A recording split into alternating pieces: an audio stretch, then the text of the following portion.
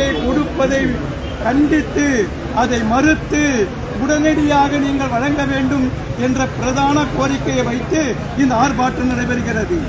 இதோடு மட்டுமல்லாமல் மின்சார வாரிய தொழிலாளர்களுடைய கோரிக்கை, குடிநீர் வடிகால் வாரிய தொழிலாளர்களுடைய கோரிக்கை 20 லட்சத்து 25 லட்சமாக உயர்த்த வேண்டும் என்ற கோரிக்கை, கம்ப்யூட்டேஷனை 15 12ஆக குறைக்க வேண்டும் என்பன போன்ற கோரிக்கைகளை வைத்து ஆண்டாண்டு காலமாக கிட்டத்தட்ட ஒன்று இந்த அரசு ஆட்சிக்கு வந்த பின்னர் தொடர்ச்சியாக போராட்டத்தை நடத்திக் கொண்டிருக்கின்றோம். இந்த போராட்டம் 3ஆம் தேதி தமிழகம் முழுவதும் நூற்றுக்கணக்கான ஆயிரக்கணக்கான அரசு ஊழியர்கள், போக்குவரத்து, மின்சார ஊழியர்கள் இந்த போராட்டத்தில் ஈடுபட்டனர். மழையின் காரணமாக இது தள்ளி நிறுத்தப்படுகிறது.